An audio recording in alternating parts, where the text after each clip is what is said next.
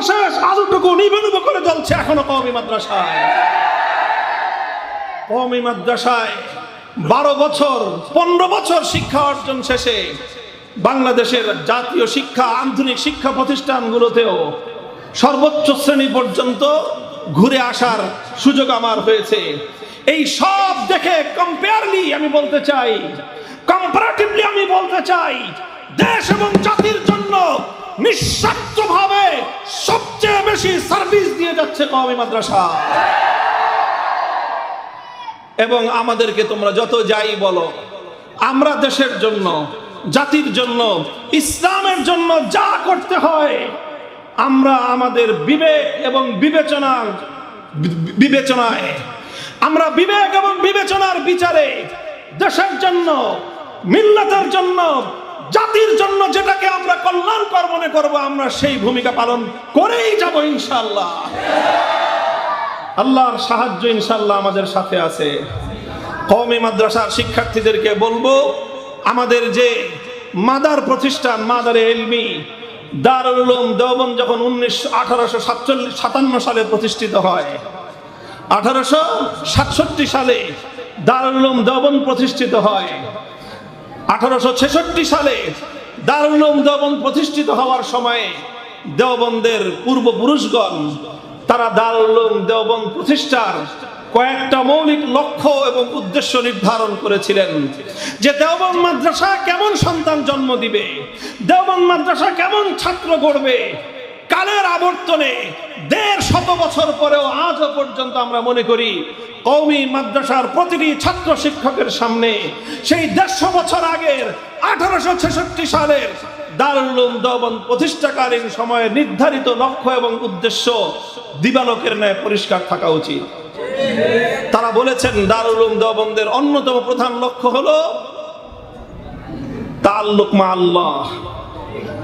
অন্যতম প্রধান লক্ষ্য কি? বসো বসো বসো। প্রধান লক্ষ্য হলো তাআল্লুক মা আল্লাহ। হে আমার কওমের সন্তানেরা, এটাই হলো আমাদের শেকড়, এটাই হলো আমাদের বুনিয়াদ, এটাই হলো আমাদের অস্তিত্বের সর্বপ্রথম ইট।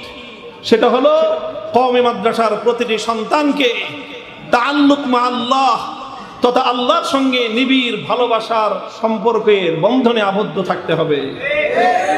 দুনিয়ার সকল মাখলুকাতের চেয়ে, দুনিয়ার সকল মানুষের চেয়ে এবং দুনিয়ার সকল শক্তির চেয়ে আমার সবচেয়ে বেশি নির্ভরতা থাকবে কার উপর? যে কোনো বিপদ আপদে দুনিয়ার অন্য সকলের সাহায্যের চেয়ে আমি সবচেয়ে বেশি আস্থা বিশ্বাস রাখবো কার উপর?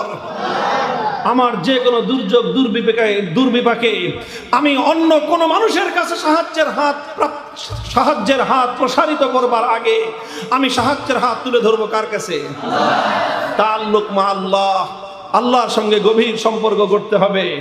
এই জন্য কওমি মাদ্রাসাগুলোতে এই তাআল্লুক মা আল্লাহ গড়বার আমাদের আকাবিরদের যুগ থেকে, আমাদের পূর্বসূরীদের যুগ থেকে যে ধারাবাহিকতা রয়েছে, দারুল উলুম দেওবন্দের একটা অন্যতম শিক্ষা হলো প্রতিটি কওমি মাদ্রাসায় শিক্ষক ছাত্র শিক্ষকগণ আত্মশুদ্ধির মাধ্যমে আল্লাহর সঙ্গে তাআল্লুক গড়বার জন্য, আল্লাহর সঙ্গে নিবিড় আত্মার সম্পর্ক এবং বন্ধন তৈরি করবার জন্য তারা ইসলাহে নফসের উপর মেহনত করবে, আত্মশুদ্ধির উপর মেহনত করবে, রুহানিয়াতের শক্তি অর্জন করবার চেষ্টা করবে। এবং এই জন্য এই যে আমাদের তরিকতের লাইনের যে মেহনত, আজ কওমি মাদ্রাসাগুলোতে সেই মেহনতটা অনেক দুর্বল হয়ে পড়েছে। মনে রাখতে হবে এটাই হলো আমাদের অস্তিত্বের প্রথম বুনিয়াদ। এই জায়গাটায় যদি আমরা দুর্বল হয়ে যাই, কওমি মাদ্রাসার এই শিক্ষা ব্যবস্থা ব্যর্থতায় পর্যবসিত হবে। তাআল্লুক মা আল্লাহ গড়তে হবে। আমাদের কওমি মাদ্রাসাগুলোর প্রতিষ্ঠার অন্যতম দ্বিতীয় বুনিয়াদী উদ্দেশ্য ছিল জিহাদ ফি সাবিলিল্লাহ। জিহাদ ফি সাবিলিল্লাহর অর্থ হলো এই, আল্লাহর জমিনে আল্লাহর দ্বীনকে রক্ষা করার জন্য, আল্লাহর দ্বীনের গৌরব, আল্লাহর দ্বীনের মর্যাদাকে রক্ষা করবার জন্য যখন যেই ভূমিকা পালন করতে হয়, এই কওমি মাদ্রাসাগুলো ইসলামের হাফিজ হুজুরের ভাষায় ক্যান্টনমেন্ট এবং দুর্গের ভূমিকা অবতীর্ণ হতে হবে। এই জন্য এই যে তাআল্লুক মা আল্লাহ এবং জিহাদ ফি সাবিলিল্লাহ, রাতের অন্ধকারে আল্লাহর দরবারে তাহাজ্জুদের জায়নামাজে দাঁড়িয়ে চোখের অশ্রুর নজরানা পেশ করব।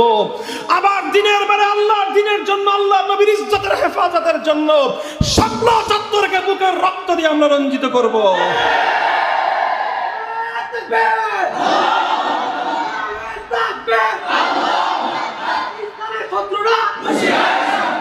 মনে রাখবে, আমরা যতদিন এভাবে আমাদের চোখের অশ্রু আর শাহাদাতের রক্ত দেওয়ার জন্য প্রস্তুত থাকব, আমাদের মাদ্রাসাগুলো সংরক্ষিত থাকবে, আল্লাহর জমিন আল্লাহর দ্বীনের ঝান্ডা সমুন্নত থাকবে, ইসলামের গৌরব মাথা উঁচু করে থাকবে। আর এ কথা আমি দ্ব্যর্থহীন ভাবে বলতে চাই, বাংলাদেশে যতদিন ইসলাম থাকবে ততদিন বাংলাদেশের স্বাধীনতা থাকবে। বাংলাদেশে যতদিন ইসলাম আত্মমর্যাদা নিয়ে থাকবে ততদিন বাংলাদেশের স্বাধীনতা সুরক্ষিত থাকবে। কারণ বাংলাদেশে ইসলাম এবং দেশের স্বাধীনতা এক সূত্রে গাঁথা। যদি ইসলাম দুর্বল হয় বাংলাদেশের স্বাধীনতা বিপন্ন হবে। বাংলাদেশ গড়ে উঠেছে হাজার বছরের ইতিহাস। এই বাংলাদেশ গড়ে উঠবার পিছনে, এই বাংলাদেশের জাতি এবং রাষ্ট্র গঠনের পিছনে 100 নয় 200 বছরের, 150 বছর, 250 বছরের ইতিহাস পর্যালোচনা করো। এই বাংলাদেশ তার বাড়ির কাছের দিল্লিকে লাথি মেরে শত শত মাইলের দূরত্বের পিন্ডির সঙ্গে জোটবদ্ধ হয়েছিল একটাই উদ্দেশ্যে, যে আমরা কলকাতার দাদাবাবুদের আধিপত্য মানব না, আমরা দিল্লির গোলামিও করব না, আমরা স্বাধীন মুসলিম জাতিসত্তার পরিচয় নিয়ে পৃথিবীর বুকে আমরা বিচরণ করব। এরপরে যখন পিন্ডির সেই প্রভুরা আমাদের উপর প্রভুত্ব করতে চাইল, পিন্ডির খান পাঠানরা যখন আমাদের দারিদ্র্যের সুযোগ নিয়ে আমাদের প্রভু সেজে বসতে চাইল, এদেশের সন্তানেরা বলল দিল্লির গোলামির জিঞ্জির ছিন্ন করেছি, পিন্ডির দাসত্বের জিঞ্জিরে আবদ্ধ হওয়ার জন্য নয়। পিন্ডিকেও ঝাঁটাপেটা করে এখান থেকে বিদায় করা হয়েছে। এই হলো বাংলাদেশ। কাজে এই বাংলাদেশ নতুন করে যেমনি ভাবে কোনোদিন পিন্ডির গোলামির শিকলে আবদ্ধ হবে না, এ বাংলাদেশ দিল্লির আধিপত্য মেনে নেবে না।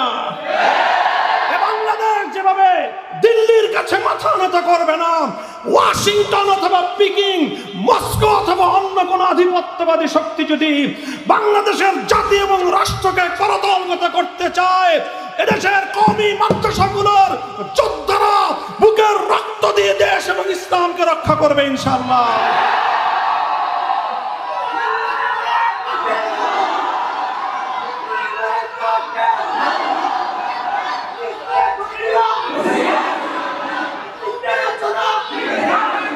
আল্লাহ পাক রব্বুল আলামিন আমাদেরকে তৌফিক দান করুন। আমি একটা বক্তব্যের বারবার বলতাম, সেই কথাটা বলেই আমি আমার আলোচনা শেষ করছি, যে আমাদের কওমি মাদ্রাসাগুলো যদি সঠিক তার ধারায় সংরক্ষিত হতে হয়, কেউ যদি সঠিক কওমি মাদ্রাসাকে চিনতে চায় তাহলে 2 বার কওমি মাদ্রাসা পরিদর্শন করবে। কয়বার? 1 বার হবে রাতের গভীরে, রাত 3টায় শেষ রাত্রিতে কওমি মাদ্রাসায় আসবে। কওমি মাদ্রাসায় এসে যদি দেখে যে হ্যাঁ, এই মাদ্রাসায় সব ছাত্র শিক্ষকরা শেষ রজনীতে বেহুশ ভাবে ঘুমের ঘোরেও বিভোর নয়, বরং কিছু ছাত্র শিক্ষক তারা শেষ রজনীতে ঘুম থেকে উঠে আল্লাহর দরবারে সেজদায় পড়ে আছে, রুমে রুমে তাহাজ্জুদের জায়নামাজে গুনগুন কোরআনের কণ্ঠের আয়াত, কোরআনের তেলাওয়াতের আওয়াজ শোনা যায়, আল্লাহর দরবারে হাত প্রসার করে কান্নার আওয়াজ যদি শোনা যায়, দ্যাট ইজ কওমি মাদ্রাসা। লিখে আসবেন, এর নাম কওমি মাদ্রাসা। আর যদি দেখেন যে রাতের বেলায় 500 ছাত্র শিক্ষক, 1000 ছাত্র শিক্ষক গোটা কওমি মাদ্রাসায়, এত বড় মাদ্রাসায় একজন মানুষ তাহাজ্জুদের নামাজ পড়ে না, একটা মানুষ রাতের শেষ প্রহরে আল্লাহর দরবারে ফরিয়াদের হাত উত্তোলন করে না, একটা মানুষ আল্লাহর কাছে সেজদায় লুটিয়ে পড়ে কান্না করে না, সে মাদ্রাসা আগুন দিয়ে জ্বালিয়ে দিন, সেটা কওমি মাদ্রাসা নয়। কওমি মাদ্রাসার প্রথম পরিচয়, প্রধান পরিচয় রাতের বেলায় তাহাজ্জুদ গুজারের জামাত তৈরি করবে। দ্বিতীয় পরিচয় হবে যখন এভাবে তাসলিমা নাসরিন, কুখ্যাত শারমিন মুর্শিদরা, আর এভাবে নাস্তিক ব্লগার চক্র যখন আমার নবীর ইজ্জতের চাদর নিয়ে টানাটানি করবে, কওমের সন্তানেরা তারা ঘরের মধ্যে ভীরু কাপুরুষের মতো বসে থাকবে না, সব শাপলা চত্বরকে বুকের তাজা রক্ত দিয়ে তারা রঞ্জিত করবে। আল্লাহ নবীর উপর আঘাত আসার পরেও, নবীর ইজ্জতের সুয়াল নিয়েও, নবীজির মর্যাদার প্রশ্নেও যারা ঘরে বসে থাকে, সেটাও কওমি মাদ্রাসা নয়।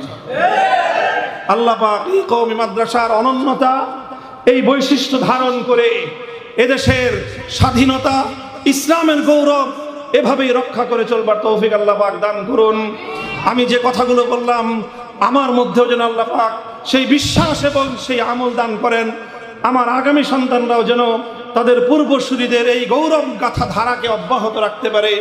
আল্লাহ পাক বাংলাদেশের মাদারেসে কওমিয়াকে কবুল করেন। কওমি মাদ্রাসা পরিষদ খুলনা বিভাগীয় এই আয়োজনকে আল্লাহ পাক রব্বুল আলামিন কবুল করেন। ওয়া আখিরু দাওয়ানা আলহামদুলিল্লাহ।